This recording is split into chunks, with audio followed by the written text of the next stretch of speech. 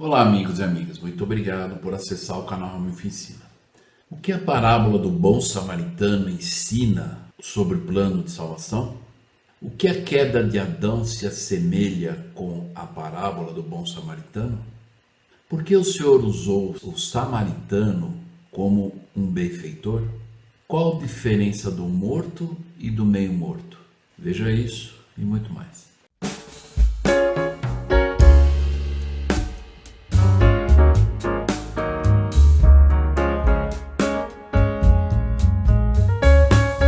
Olá, amigos e amigas. Muito obrigado por acessar o canal Ramilf Ensina. Então, nessa segunda parte da aula do Vem Segue-me dessa semana, na primeira parte nós estudamos Mateus 18 e agora vamos estudar Lucas, capítulo número 10.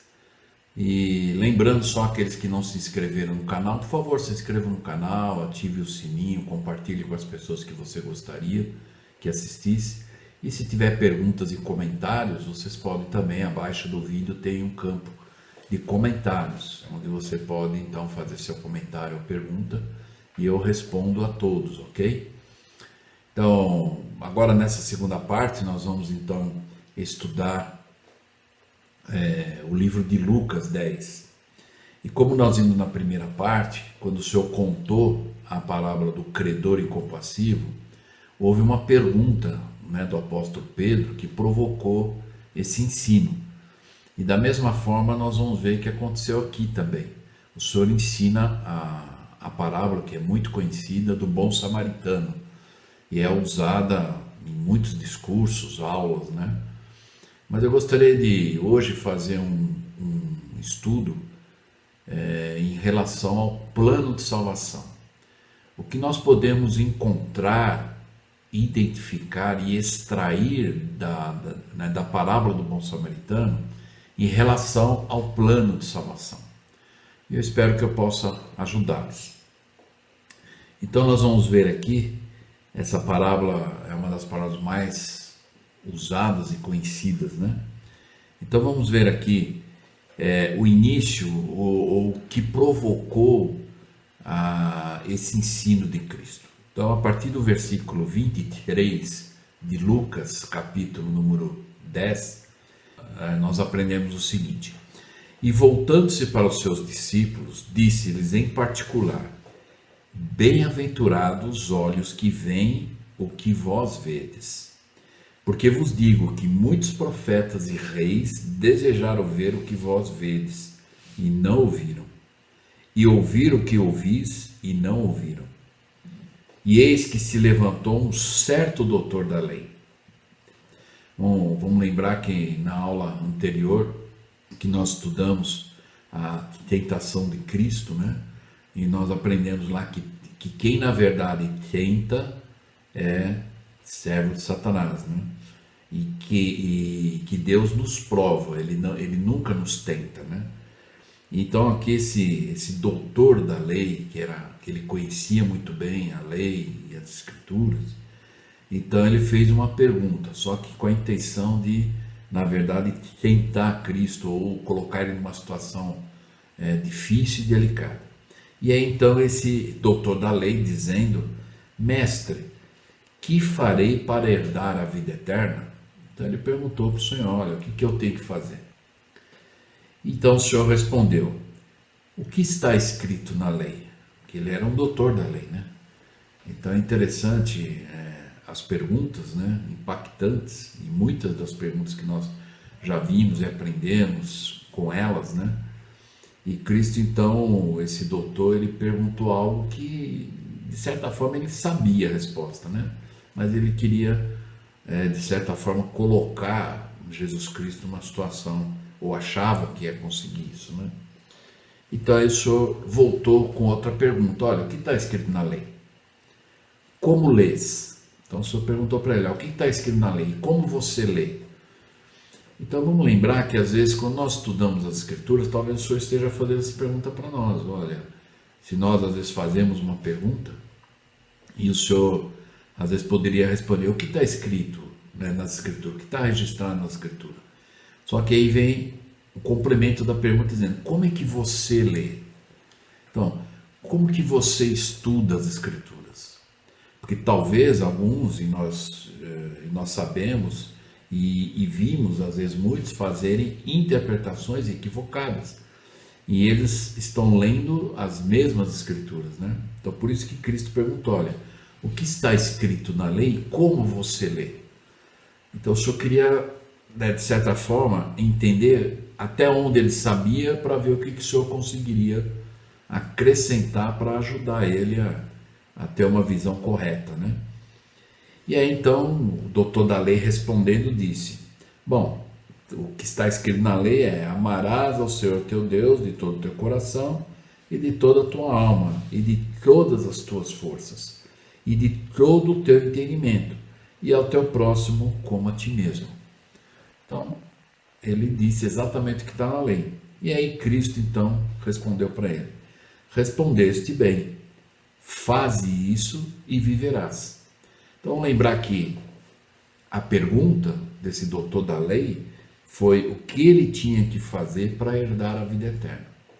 E Cristo então disse para ele: olha, você conhece muito bem a lei: amar ao Senhor teu Deus de todo o coração, de toda a tua alma, de toda a tua força e de todo o teu entendimento, e ao teu próximo.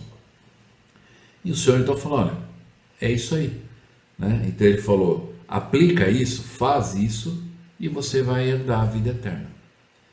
Só que o doutor da lei não ficou contente, quer dizer, ele talvez esperava um outro tipo de resposta para criar uma situação né, delicada e tudo mais, mas como Cristo respondeu aquilo que ele já sabia, né?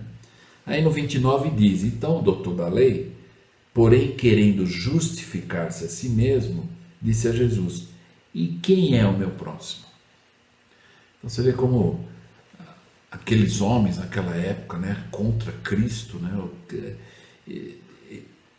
ele podia muito bem ir embora: bom, eu já sabia e confirmei, né, e Cristo confirmou para ele como mestre, dizendo: olha, você respondeu bem, faz isso, ama a Deus, coloca em primeiro lugar e o seu próximo, e você vai herdar a vida eterna. Mas ele, não contente, ele diz: bom, quem é meu próximo?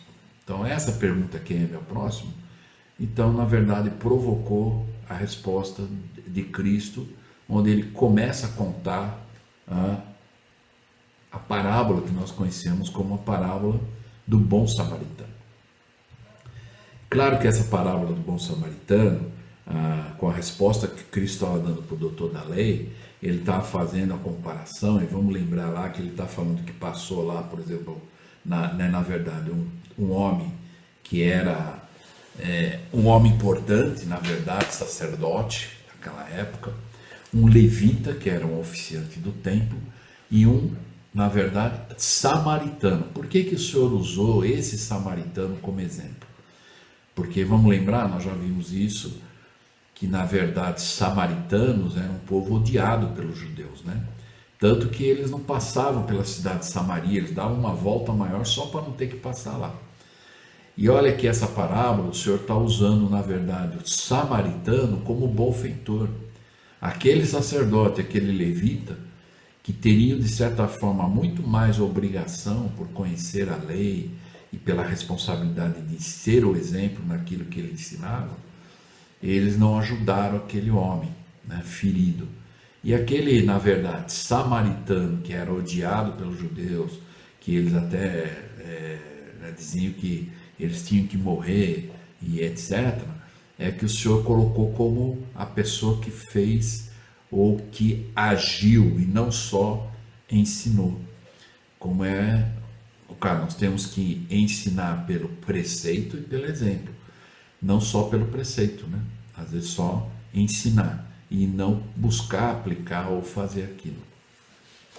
E isso a gente vê que é mais uma das razões em que os judeus aumentavam a sua raiva contra Cristo, né? Porque imagine quando ele contou essa parábola e ele colocar, na verdade, o samaritano como benfeitor e não o sacerdote ou o levita. Então, para eles, aquilo, de certa forma, foi até ofensa, né? Mas o Senhor estava mostrando para eles o que é o amor pelo próximo de verdade, é genuíno, né? Que não olha qual é a nacionalidade, quem era aquela pessoa, quem não era, né?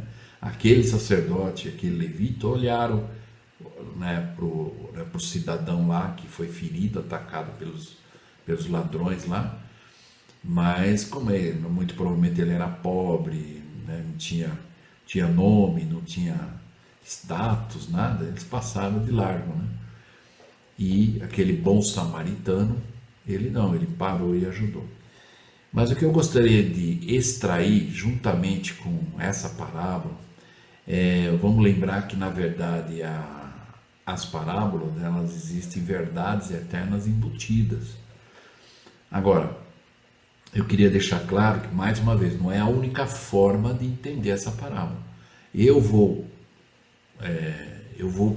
por uma linha aqui, buscando extrair sobre o plano de salvação dentro dessa parábola, né? Além do amor pelo próximo, o plano de salvação todo, que também tem o amor de Deus por nós, né? Por tudo que aconteceu. E nós vamos entender aqui, espero que eu possa ajudar, mas que fique claro que não é a única forma de se entender essa parábola, ok? Então, nós vamos ver aqui, então, começando no versículo 30, então, quando o doutor da lei disse, ele fez a pergunta, bom, e quem é meu próximo? Então, aí então o Senhor começou a contar a parábola. Então, e respondendo Jesus disse, descia um homem de Jerusalém para Jericó, e caiu nas mãos dos salteadores, os quais o despojaram, espancando-o, se retiraram, deixando-o meio morto. Então nós vamos entender aqui um pouquinho sobre esse meio morto também, né? Como é que é meio morto, né? Então, Cristo então começou a contar a parábola do bom samaritano nessas palavras. Ele está falando, descia um homem de Jerusalém para Jericó, ele caiu na mão dos salteadores, que roubaram ele, despojaram ele, e ainda maltrataram, espancando ele, aí fugiram, se retiraram, deixando lá, largaram ele meio morto. Algo interessante, à luz do Evangelho de Jesus Cristo, essa história, na verdade, maestral, resume o plano de salvação tão brilhantemente que poucos leitores modernos devem ler e notar.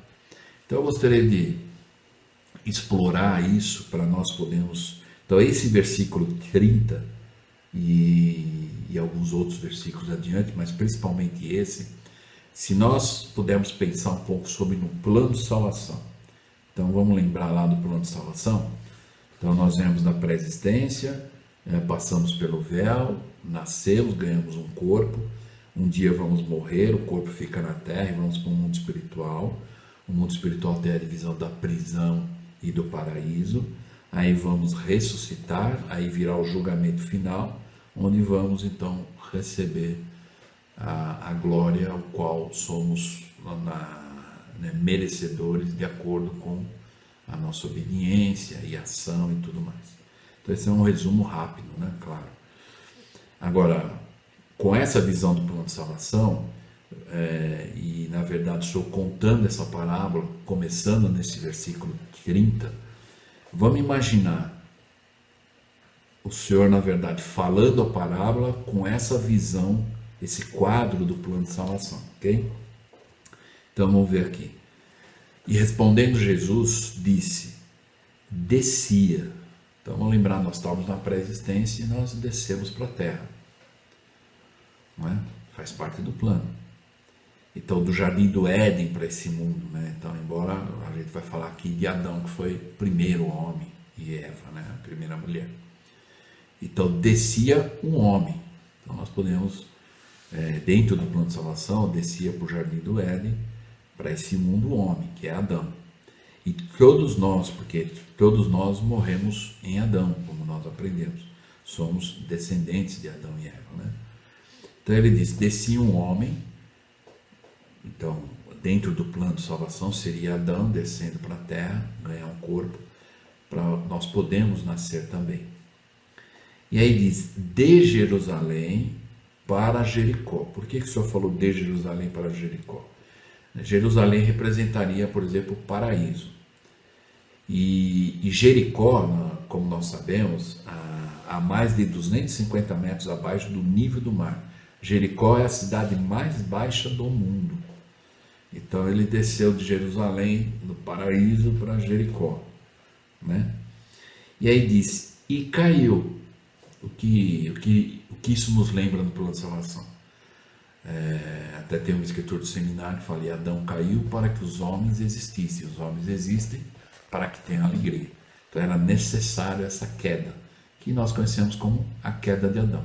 O livro de Mormon explica muito bem, né, sobre a queda de Adão e que era necessário a queda de Adão, né, que era do estado mortal, né, então ele caiu, ele se tornou um mortal, né, decaído. E aí ele caiu nas mãos dos salteadores, ou seja, do poder hostil de Satanás, porque foi Satanás que foi lá no jardim para tentar Adão e Eva e eles caíram, os quais os despojaram. No caso daquele homem que foi pego pelos ladrões, eles bateram, espancaram ele tudo, aqui espiritualmente, Adão e Eva foram despojados do seu manto de imortalidade, porque por causa da queda eles se tornaram mortais. Então eles foram despojados desse manto, né? Ou o manto da obediência e da graça da proteção espiritual de Deus. E espancando-o se retiraram, deixando meio morto. E deixa eu explicar aqui o que seria meio morto, né? Isso me fez lembrar uma história de Alma lá, quando os 2.000 jovens, os 2.060 jovens de Elamã foram para a guerra, né? Então lá no capítulo 57, diz lá, a partir do versículo 20, diz lá, enquanto o resto do nosso exército estava prestes a ceder terreno aos amonitas, eis que esses 2.060 jovens permaneceram firmes e impávidos, né? E eles obedeceram a cada palavra de comando e cumpriram-nas com exatidão. E aí no versículo 24 e 25, diz lá, que depois eles lutando contra os lamanitas, né? E aconteceu que após haverem os lamanitas fugido, imediatamente ordenei que meus homens feridos fossem retirados dentre os mortos, e fiz com que seus ferimentos fossem tratados. E aconteceu que 200 de meus 2.060 haviam desmaiado, em virtude da perda de sangue.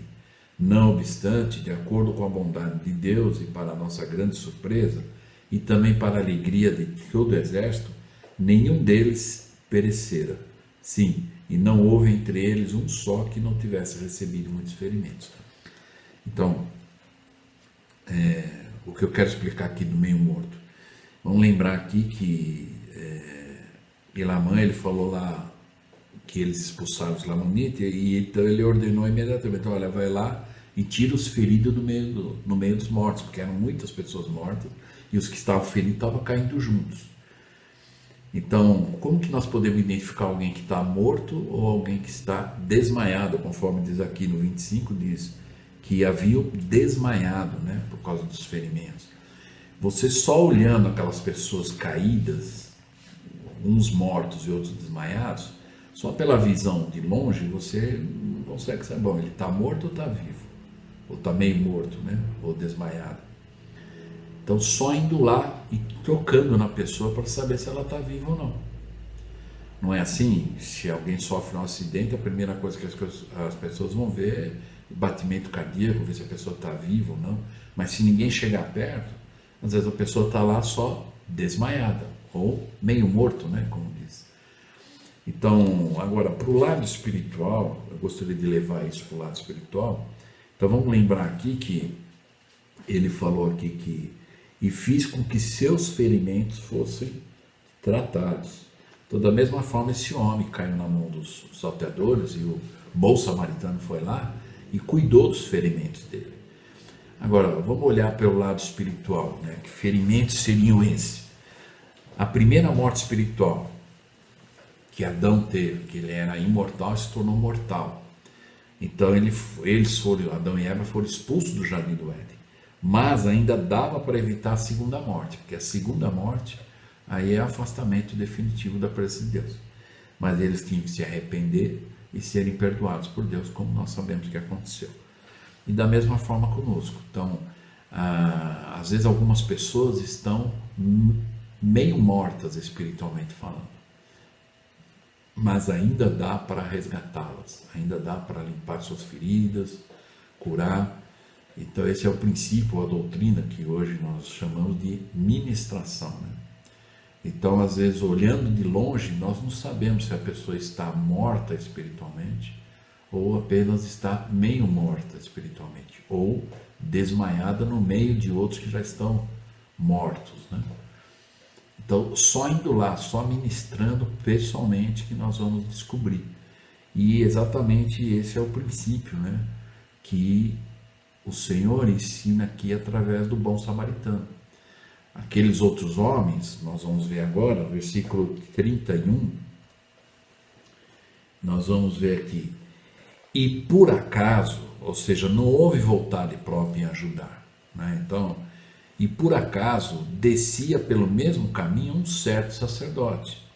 Então, aí diz lá que era a lei, né? O sacerdote era o que cuidava, conhecia a lei, né? E vendo aquele homem que foi atacado, passou de largo. Então nós vemos que aquele sacerdote que representava a lei também tem uma doutrina aqui, ou um ensinamento sobre uma doutrina, que a lei de Moisés não nos pode salvar plenamente, só a lei de Moisés. Nós já vimos isso, né, em Mosias, quando Abinadi estava ensinando os mandamentos para o rei Noé, para aqueles homens iníquos, né?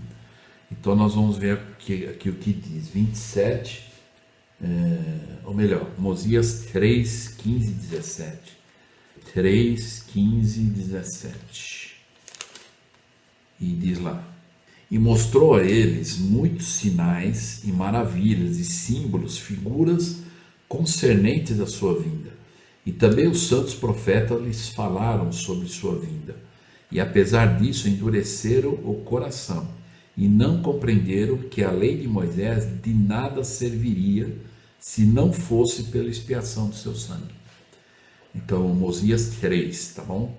15 a 17. Então aqui ele estava ensinando que a lei de Moisés, o rei Benjamim, né? E ele estava dizendo aqui, e não compreenderam que a lei de Moisés, a lei de Moisés, de nada serviria se não fosse pela expiação do seu sangue. Então, é uma conexão a lei de Moisés com o que ia acontecer. Então, lembrar dos pilares, criação, queda e expiação. São 3 pilares principais da doutrina, né? Então, sem a lei, ou só a lei de Moisés, não teria efeito nenhum para nos salvar, se não houvesse a expiação. E aí ele diz no 16, e mesmo se fosse possível que as criancinhas pecassem, não poderiam ser salvas, mas digo-vos que elas são abençoadas, pois eis que como em Adão, ou seja, pela natureza, elas caem, assim também o sangue de Cristo expia os seus pecados. Como que as criancinhas caem, que ele diz aqui? É que quando nós nascemos num mundo em pecado, não é? Então, aí no 17 ele diz, e digo-vos ainda mais, que nenhum outro nome se dará, nenhum outro caminho ou meio pelo qual a salvação seja concedida aos homens, aos filhos dos homens, a não ser em nome e pelo nome de Cristo, o Senhor onipotente. Então, e em Mosias 13 também, indo lá agora então, até para completar isso, para nós podermos entender, então aqui o versículo 27 e 28 diz assim, e agora dissestes que a salvação se alcança pela lei de Moisés, digo-vos que ainda é preciso que guardeis a lei de Moisés, mas digo-vos que chegará o tempo em que não mais será necessário guardar a lei de Moisés. E digo-vos mais ainda, que a salvação não se alcança somente pela lei de Moisés.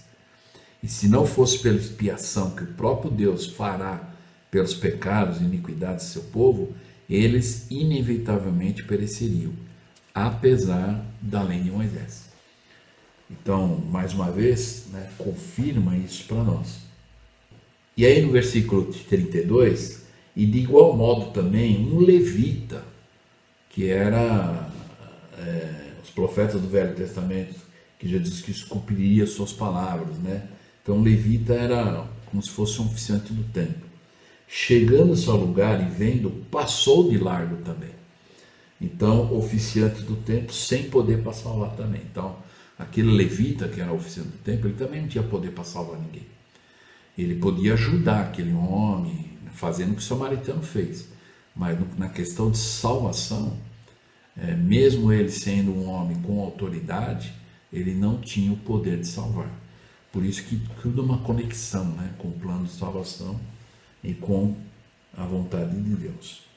No versículo, então, 33, nós vamos ver aí, então passou, na verdade, o sacerdote, que era a lei, e passou, então, aquele levita também. E nenhum dos dois ajudaram, passaram de largo. Aí diz no versículo 33, porém, um certo samaritano, que acho que é nesse momento que os judeus ficaram com raiva, né? Ué, mas por que nessa história ele está colocando o samaritano como melhor que o sacerdote e o levita? Por quê? Porque na verdade samaritano, e tem uma representação porque ele colocou o samaritano, porque na verdade samaritano não é da Judéia, e Cristo não é desse mundo. Então na verdade um simbolismo que o Senhor quis colocar. Por isso que eu falei que nas parábolas, nas entrelinhas, nós vamos identificar a doutrina e os princípios.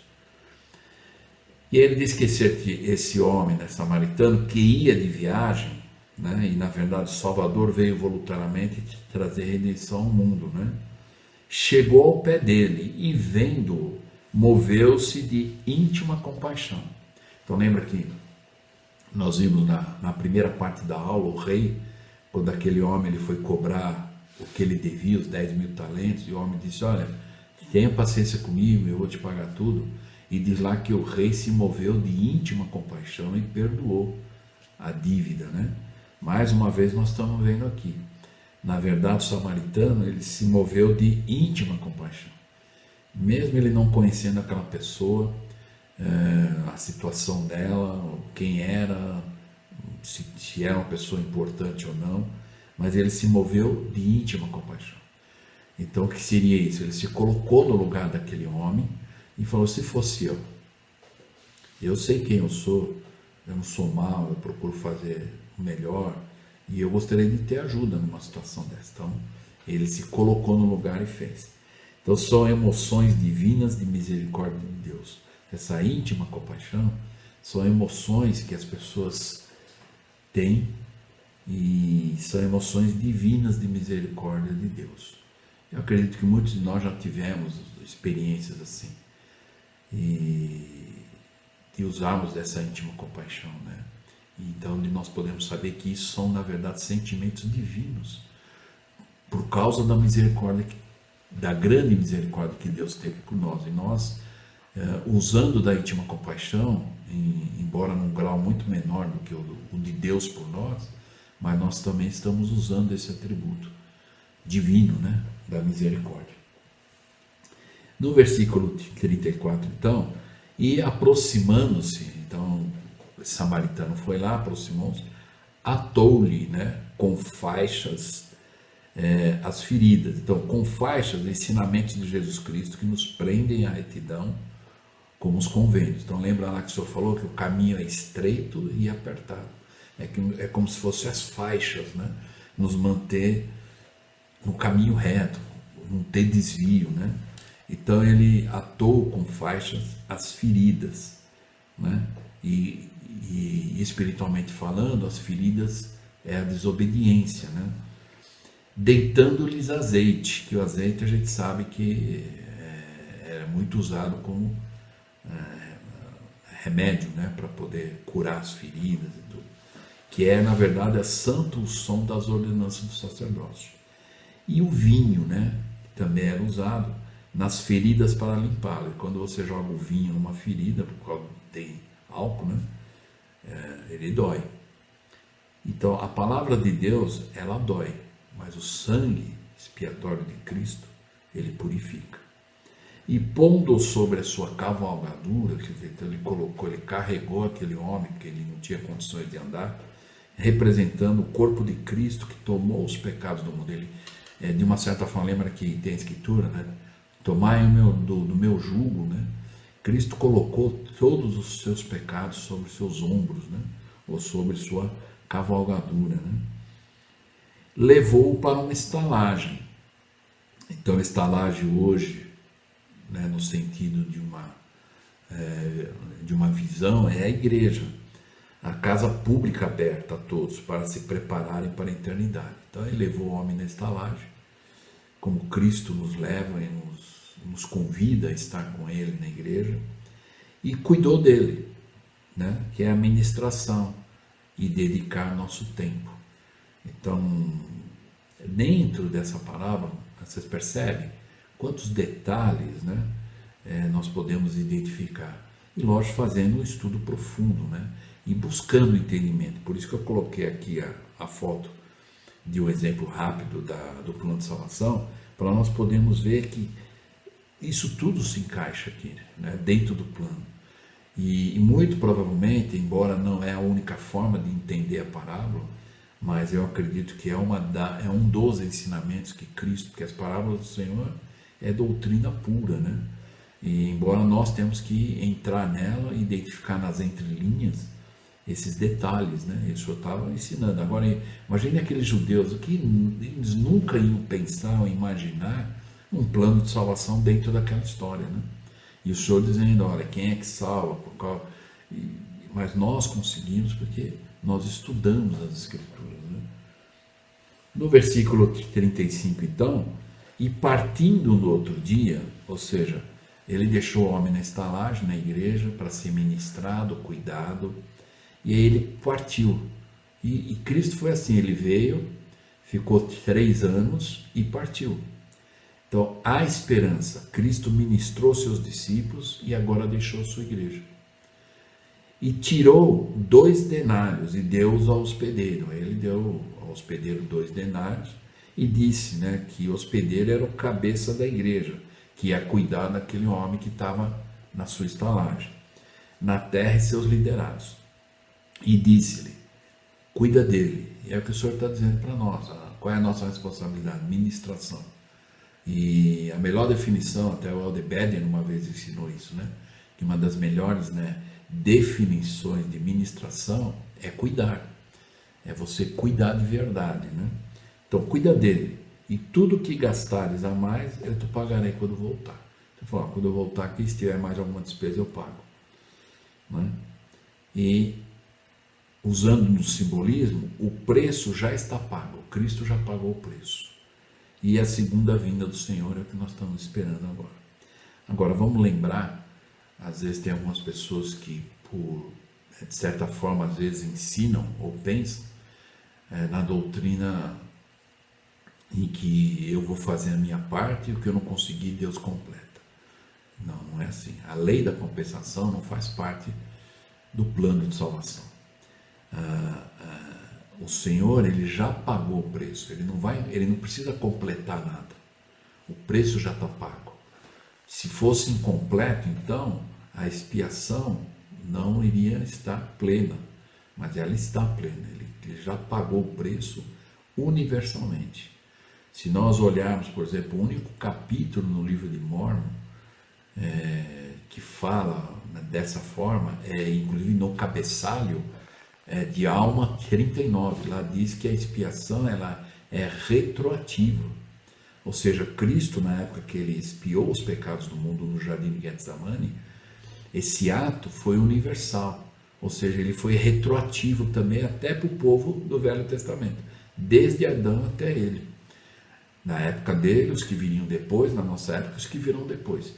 É universal. É por isso que é algo, assim, entender plenamente esse ato da expiação é algo que, por isso que nós temos que estudar muito sobre expiação. É um dos assuntos mais importantes dentro da doutrina de Cristo, para nós podermos buscar revelação e entendermos, né? E encerrando então, ele encerrou então, né, dizendo que passou aquele homem sacerdote, passou o levita, de largo, não ajudaram, porque lembra qual foi a pergunta do doutor da lei? Quem é o meu próximo? E aí ele mostrou. O que realmente o samaritano fez é a identificação do meu próximo. É aquele que não importa se você conhece, se você não conhece, se ele é importante ou não, se ele tem status ou não. É alguém que precisa de ajuda e você vai lá e ajuda. Esse é o seu próximo. É a resposta que o Senhor, então, contando essa parábola, ele ensinou o doutor da lei, assim como nós, né? Encerrando, então, ele disse, aí ele fez uma pergunta para o doutor da lei. Qual, lembra lá? Passou o sacerdote, o levita e o samaritano. E só o samaritano é que ajudou. Aí ele perguntou, qual, pois, destes três te parece que foi o próximo daquele que caiu nas mãos dos salteadores? Então esse qual, pois, destes três me fez lembrar, por isso que eu coloquei a indicação aqui, nós já estudamos Mateus 13, a parábola do semeador, onde fala dos 4 tipos de solos, né? Então, os 4 tipos de solos que nós temos no coração, né? E todos nós temos aqueles 4 tipos de solos que está na parábola. Mas o Senhor nunca disse que aquele que é a pedra, o solo duro ou cheio de espinho, não pode ser arrancado, retirado, adubado e se tornar uma boa terra. Aí ele fez a pergunta para o doutor da lei, qual desses três? Não tinha o que ele responder diferente do que é o samaritano. Aí ele disse, e o doutor da lei disse, o que usou de misericórdia para com ele, que foi o samaritano, né? E aí o Senhor então disse para ele, mais uma vez, então lembra que o Senhor já tinha respondido, lembra que o Senhor falou, o que está escrito na lei, como que você lê? Aí ele falou, amarás teu Deus, todo o teu coração, poder, e o teu próximo. Aí o Senhor falou, ok, respondeste bem, vai lá, faz isso e você vai ter a vida eterna. Só que ele provocou então essa parábola, né? Foi muito bom para nós, porque nós aprendemos também. E aí o Senhor voltou a responder outra vez para ele, olha, porque ele mesmo respondeu agora, o que usou de amor para o próximo foi, na verdade, o samaritano, que ele teve mais misericórdia. Aí o Senhor disse para ele, vai e faz da mesma maneira, ou seja, não seja como o sacerdote e o levita que passou de largo, seja como o samaritano, né? Vai e faz da mesma maneira. Então, é dessa forma que o Senhor nos ensina, né? E na verdade, a doutrina de Cristo, ou o que Deus nos ensina através do seu Filho, é o que nós precisamos estar, ou sermos, na verdade, encontrados aqui na terra, servindo, né? Então essa escritura de Apocalipse 2:19, e acho que seria interessante nós lermos, e eu gostaria de apontar aqui, antes de encerrar, até para nós podermos entender alguns princípios, e que tem a ver, né? Muito a ver com o que o Senhor contou aqui na parábola. Então o versículo 19 de Apocalipse 2 diz assim, ó, eu conheço as tuas obras, e amor, e serviço, e fé, e a tua paciência, e as tuas obras. Então ele falou, ele está dizendo aqui, ó, eu conheço as tuas obras, ele nos conhece, individualmente. Então pensa você nesse versículo, ele falando para você. Ó, eu conheço as tuas obras, eu conheço o teu amor, o seu serviço, a tua fé, a tua paciência e as tuas últimas obras. O Senhor nos conhece. Então, como nós vimos na primeira parte dessa aula, se alguém pensa que o Senhor não tem, ou não conhece, ou não sabe como nos ajudar ou nos curar, se engana, que Ele sabe. Ele diz, Ele nos conhece perfeitamente. Ele conhece o nosso amor, nosso serviço, nossa fé, paciência e as últimas obras. Mas o que eu quero pegar aqui para encerrar é o final do versículo. Ele diz assim, então ele encerra dizendo que ele conhece as nossas últimas obras. Então qual foi a minha última obra? Qual é a minha última obra? Nesse momento eu estou gravando esse vídeo, minha última obra. Se eu morrer agora, foi minha última obra aqui na terra. E ele diz, e que as últimas são mais do que as primeiras. Então, o que o Senhor quis dizer com isso? As últimas são mais do que as primeiras. É o que eu coloquei aqui. O Senhor quer nos encontrar servindo. Então não adianta se o Senhor viesse agora, alguém disser, mas Senhor, eu servi missão, Senhor, eu tive um chamado tantos anos, Senhor, e essas são as primeiras, já foram. É lógico que o Senhor vai levar em consideração, mas o que ele está dizendo aqui, ele diz, e que as últimas são mais do que as primeiras. Ou seja, nós temos que estar perseverando, agindo, ajudando.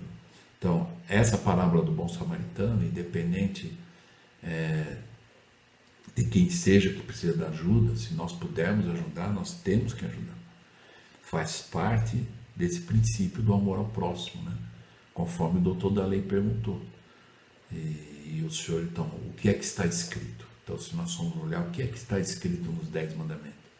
O que é que está escrito nas Escrituras, nas palavras dos profetas atuais?